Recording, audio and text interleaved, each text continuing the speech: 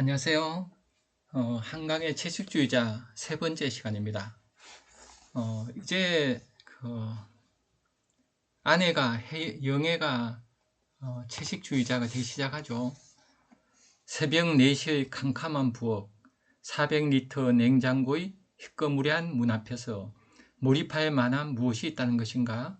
여보, 나는 어둠 속에 드러난 그녀의 옆얼굴을 보았다. 처음 보는 냉정하게 번진 눈으로 그녀는 입술을 굳게 다물고 있었다. 꿈을 꿨어. 이런 대목이 나오죠. 그래서 남편이 어느 날 이제 회식을 하고 술 기운에 이제 새벽에 잠이 깼죠. 그래서 화장실 가려고 가다 보니까 이제 아내가 냉장고 앞에 있는 거예요. 그래서 냉장고 왜 그러나 하고 물어봤더니 아내가 뭐예요? 꿈을 꿨어. 그러니까 악몽을 꾸고 나서 이제 냉장고에 와서 그 고기들 다 버리는 게 되는 거죠, 이제. 그래서 채식주의를 이제 가게 되죠. 여기서 이제 꿈이라는 게 그 무의식의 그 말이잖아요, 그죠? 우리가 꿈 꿀 때도 생각을 하잖아요. 근데 이제 낮에는 우리가 금요를 하잖아요.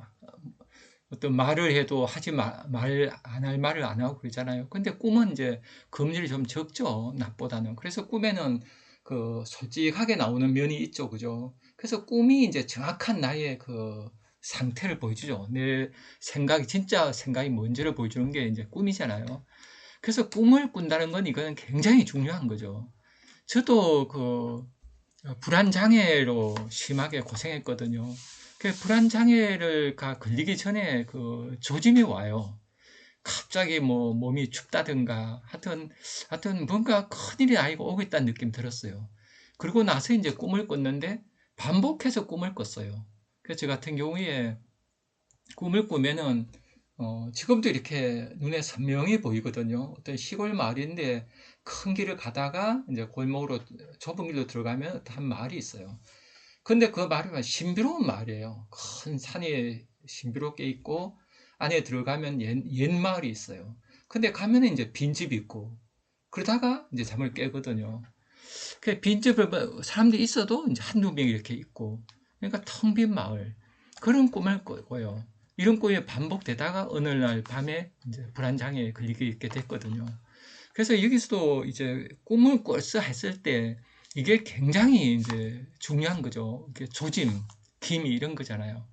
우리가 살아갈 때 큰 일이 닥치기 전에 먼저 어때요? 조짐이 보이죠. 어떤 기미가 요걸 이제 잡아내야 되는데 이걸 잡아내지 않으면 이제 더 큰 것이 오잖아요. 그래서 작은 일에 조심하지 않으면 큰 일이 온다 그러잖아요. 그래서 이 꿈이라는 거를 이제 잘 듣고 악몽을 꾸고 특히 이제 반복적인 꿈을 꾸면 그거 나한테 주는 어떤 메시지 같은 거죠, 그죠? 그래서 그때 이제 대응을 해야 되는 대응을 못하면 이제 점점 더 이제 정신이 황폐화되죠. 그래서 아내가 이렇게 이제 황폐화되기 시작하잖아요. 그래서 인간이 우리가 이제 억압을 시켜요. 살아오면서 트라우마가 있죠. 영애 같은 경우 어린 시절 트라우마가 있는 거죠. 근데 트라우마를 이제 표현을 해야 되는데 표현을 못 해요, 우리가. 그죠? 어떤 말할 수 없는 그 고통들이 이제 있어서 이걸 그림자라고 그러죠. 어두운 나의 그림자, 어두운 내 모습. 이 그림자가 이제 안에 있다가 그 중에 이제 트라우마 같은 경우는 극복하기가 너무나 힘든 걸 트라우마라고 그러죠. 컴프레서는 좀 극복할 수 있지만 트라우마는 워낙 어릴 때 약할 때 이제 그 큰 상처를 받으면 이게 트라우마가 돼요. 그 저도 그 3살 이전에 돌아가신 어머님 말씀 들어보면 어릴 때 큰 상처들이 있더라고요. 그게 저한테 이제 나타나서 분리 불안이 그때 있었고 이게 이제 불안장애로 나타났다고 생각 들거든요. 그래서 우리가 내 안의 트라우마 이거를 어쨌건 이제 말을 하고 살아야 돼요. 사랑하고. 그래서 저 같은 경우 어릴 때 그 3살 이전에 몇 살 많은 누이가 죽고 또 집안이 가난해서 굉장히 힘들고 제가 길을 잃은 적도 있고 막 그런 공포들이 저한테 있는 것 같아요. 그래서 저는 살아가면서 뭔가 막막하고 애달프고 이런 경우가 많았거든요. 근데 그런 것들을 이제 우리가 평생 안고 살아야 돼요. 이거는 쉽게 극복은 안 되거든요. 나한테 있구나 하고서 마음을 자꾸 들여다보면서 마음을 고요한 연습을 자꾸 해야 되죠. 그래서 이제 병과 함께 살아가는 거죠, 사람은. 자기만의 아픔을 안고. 그 영예 같은 경우도 이제 그런 아픔이 있는데 이 아픔을 이제 혼자 해라는 굉장히 힘들어요. 누군가 옆에서 이제 도와주고 공감을 해줘야 되는데 그래서 우리가 살아가면서 가장 중요한 게 이제 비명을 지르는 거예요. 아프다, 힘들다. 비명을 지르지 못하면 이게 이제 그림자가 되고 이 어두운 내가 어느 날 이게 커져요. 툭 튀어나오죠. 그래서 이게 나를 지배해버려요. 그죠? 그래서 우리가 그림자를 갖고 있지만은 그림자가 또 나를 갖고 있는 거죠. 칼 융이 얘기했죠. 그래서 그 괴테 파우스트가 이제 그런 내용이죠. 괴테 파우스트는 공부를 열심히 한 학자잖아요. 그러니까 열심히 공부하다 보니까 그 자기한테 안 맞는 자기가 거부해버린 게 이제 그림자가 있다가 어느 날 메피스토펠레스 악마로 이제 나타나는 거예요. 이 악마가 어두운 내 모습이거든요. 이때 이제 그 악마가 그런 얘기하죠. 그 괴테가 파우스트가 묻죠. 너는 누구냐? 물으니까 악마가 그렇게 얘기해요. 나는 악마다. 그래서 악을 추구한다. 그러나 선을 이룩하는 힘의 일부다 그래요. 그러니까 우리 안에 그림자 이거는 그 어때요? 거부하면 악이에요. 이거 자체가 나에게 주는 그 상처가 크죠. 그래야 이것 때문에 우리는 선하게 되는 거예요. 그래서 괴테 파우스트가 그 악마를 받아들이면서 나중에 구원을 받잖아요. 그래서 우리가 우리 안에 어두운 그림자는 우리가 자꾸 받아들여야 돼요. 안 그러면 울죠. 당신의 그림자가 울고 있다. 그런 책이 있잖아요. 그래서 우리가 우리 안에 울고 있는 그림자, 이거를 아기를 안듯이 그 내 안에 어린 내면 아이잖아요. 울고 아이를 자꾸 감싸줘야 돼요. 그 영애는 이제 그렇게 못한 거예요. 그래서 남편도 이제 이럴 때 남편이 이제 알아야 되는데 그걸 몰라주고 또 남편도 알 수가 없었겠죠. 그죠? 우리가 이런 공부를 깊이 안 하잖아요. 그래서 우리가 살아갈 때 참 힘든 게 이때 그 영예와를 잘 그죠 보듬어 줬다면은 파탄이 이러지 않게 됐겠죠. 그래서 우리도 살아가시면서 그 상처들이 다 있거든요. 트라우마가. 그럴 때 그 상처를 자꾸 들여다봐야 돼요. 들여다보지 않으면 여기 힘이 커져서 나보다 더 힘이 있고 날 지배해버리죠. 그 치킬 박사 하이드도 그렇잖아요. 하이드란 뜻이 히든 숨겼다는 뜻이죠. 숨긴 내가 어느 날 나를 지배해버려요. 그래서 이거는 걷잡을 수 없죠. 그래서 그 전에 어떤 노인이 그 살인을 하고서 노인이 그랬죠. 내 안에 악마가 있는 것 같다. 그러니까 악마라는 게 어디 있는 게 아니거든요. 악이라는 글자를 보면 정확해요. 한자로 이제 악자를 쓰면은 그 버금아자가 되거든요. 버금아 밑에 마음심이에요.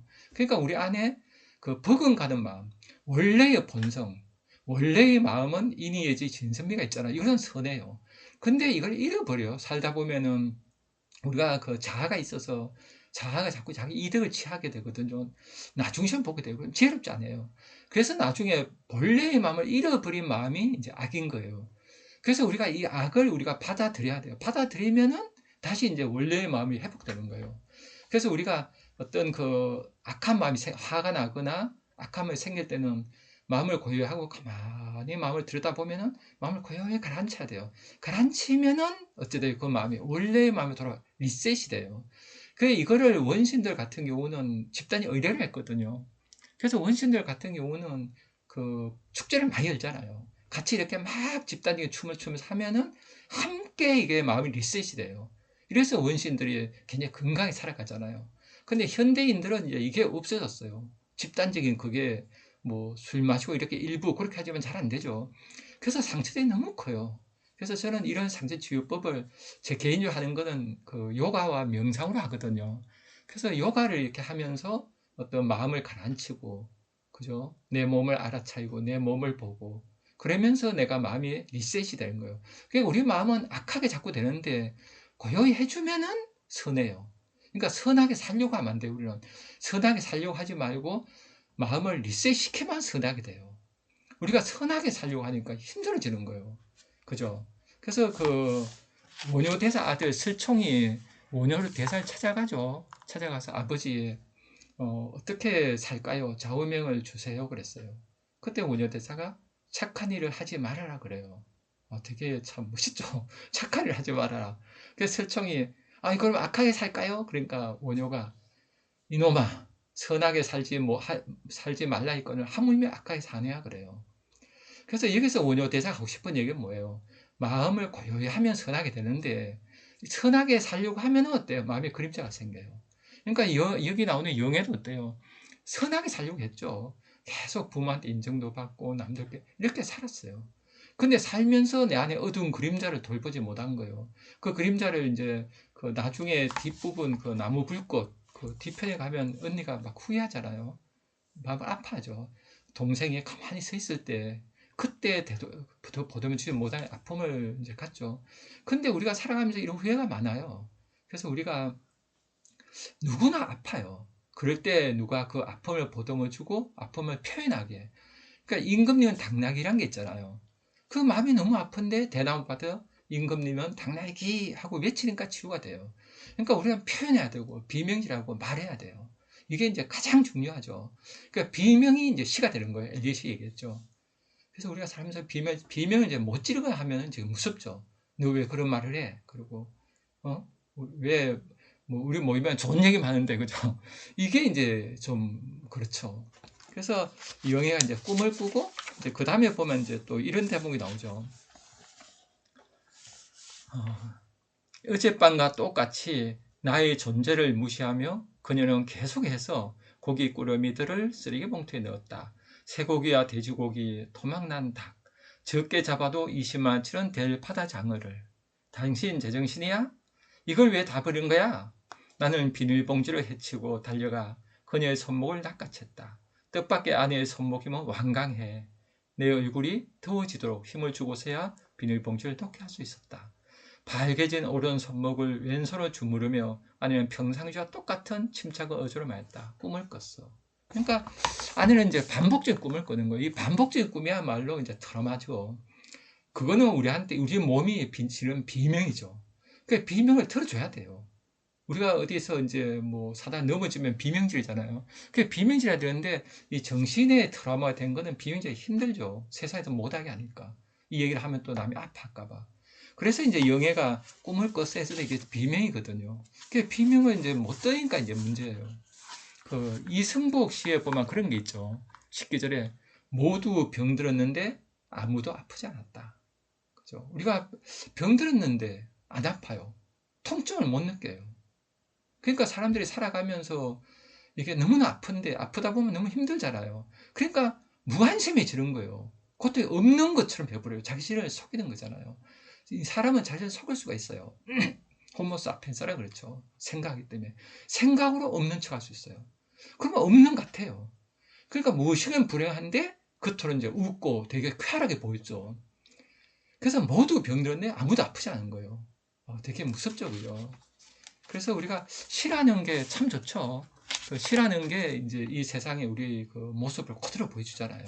그러니까 시인은 예민한 사람들이죠. 이 사람들이 지른 비명이 우리 속에는 비명이죠. 우리는 무심하게 있을 수 있는데 예민한 시인은 이제 아파하는 거죠. 그 아픔이 우리의 아픔이 되는 거죠. 그러니까 한강 소설도 그 시적인 글이라고 하잖아요. 그래서 문장도 그렇고 그 내용도 그렇죠. 그러니까 한강이 지른 이 비명은 우리의 비명이에요. 그래서 영예가 겪는 고통은 우리의 고통이에요. 그러니까 우리도 영예처럼 비명 지르고 비명 지를 때 누가 들어주고 이렇게 해야 되죠. 그래서 그 다음에 이제 또 그런 게 나와요. 그 남편이 그러죠. 결혼 5년 만에 나는 처음으로 아내의 뒷바라지와 배웅 없이 출근해야 하는 것이었다. 미쳤군. 완전히 맛이 갔어. 그죠? 영예가 이제 밥도 못 차려주죠. 고기를 다 냉장고에서 고기들 다 꺼내서 버리고 그러면서 이제 자기 생각 속에 빠져 들어가잖아요. 자기를 보호하려고. 안 그러면 내가 못 견디니까. 우리가 힘들면 내 속을 들어가거든요. 아이들 보면 힘들 때 어떤 그 동굴 속에 들어가잖아요. 나의 동굴 속에 들어가는 거죠. 영해가지고.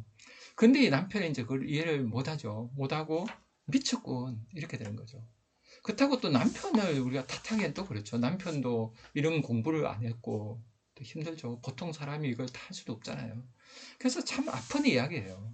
그래서 우리가 이 사람이 여기 이런 배웅 없이 그러니까 아내는 배웅해주고 그죠? 뒷바라지를 받고 이게 이제 이 가부장 문화인데 이런 문화가 이제 지금은 젊은 세대를 많이 사라진 것 같아요. 2030 세대 얘기해 보면 이제 평등을 향해 가죠. 2030이 그 자신들을 주장하고 누가 누굴 뒷바라지하는 게 아니라 각자 살면서 서로 배려해주는 이런 평등하면서 사랑이 있는 이런 관계가 이제 가장 좋은 부부죠. 그래서 저는 부부에 대해서 이런 생각이에요. 부부는 이제 같은 꿈을 꿔야 된다 봐요. 우리가 멋있게 한번 살아보자. 꿈을 꾸면은 꿈이 우리 본성을 깨우죠. 우리 안에 인의의지 진심을 깨우죠. 그래서 부부가 하나의 마음이 될 수 있죠. 그러면서 각자 개성대로 또 성격도 살아야 돼요. 그래서 각자 다르면서 같은, 홀로 살면서 함께 있는 이런 삶이 이제 가장 좋은 삶이죠. 그래서 그 채식주의 읽으면서 우리가 어때요? 이 시대의 어떤 부부상을 성찰해 볼 수 있죠. 우리가 어떻게 살아야 될까? 그럴 때 우리는 본성격 없어 함께 살고, 그러면서 또 각자의 개성이 존중되는 이런 삶을 우리가 꿈꿀 수 있죠. 그 꿈을 꾸면 우리는 이제 그 꿈을 향해 가게 돼 있거든요. 꿈을 꾸면 우리 뇌는 어때요? 상상력을 발휘해요. 그래서 그쪽으로 가는 거를 계속 온몸이 이제 찾아가요. 그래서 무의식 중에 이제 그 길을 가게 돼요. 그래서 꿈은 이루어진다 이런 말 있잖아요. 왜 그런가 하면 우리 뇌가 그래요. 호모사피엔스가 그래요. 그래서 우리는 항상 꿈을 꿔야 돼요. 꿈을 꾸면서 또 부부는 제가 볼 때 성격이 다른 게 좋다 봐요. 서로 반대. 저 같은 경우는 이제 저는 INFP, 이제 돈키호테, 그죠? 잔다르크잖아요. 그래서 그건 제가 계속 꿈을 꿔요. 근데 이제 부부가 같은 꿈 꾸면 힘들 수가 있어요. 그래서 예술가끼리 결혼한 경우에 많이 이혼한 사례들을 저는 많이 보거든요. 같이 꿈꾸니까. 그래서 현실을 이제 어쨌거나 현실이 있으니까요. 저는 우리 각시가 완전히 ESTJ 반대예요. 그래서 완전히 다르니까 어떨 때는 되게 잘 모를 수 있죠, 서로가. 그러나 서로 다르기 때문에 또 편하고 매력적으로 비치죠. 그래서 저는 우리 각시랑 같은 꿈을 꾸면서 저는 인문학 해서 꿈을 꾼다 생각 들어요. 제 인생도 그냥 세상에 맞춰 살다가 전 제 인생을 바꾼 게 정교조였어요. 정교조 하면서 저 자신을 이제 성찰하고 그러면서 이제 세상을 보게 됐죠.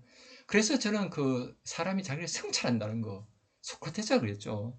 성찰하지 않는 삶은 살 가치가 없다고 그랬죠. 그래서 인간은 자신 마음을 자꾸 들여다봐야 돼요. 들여다보면 봐야지 본성, 인의의지, 진심에 깨어나죠. 그래서 그 본성이 깨어난 상태로 이제 각자 살아가야 돼, 개성 있게. 그래야지 상대방하고 하나의 마음이 되면서도 각자 존중하는 이런 이제 삶이 되는 거죠. 네, 여기까지 하고 또 다음 시간에 하도록 하겠습니다. 감사합니다.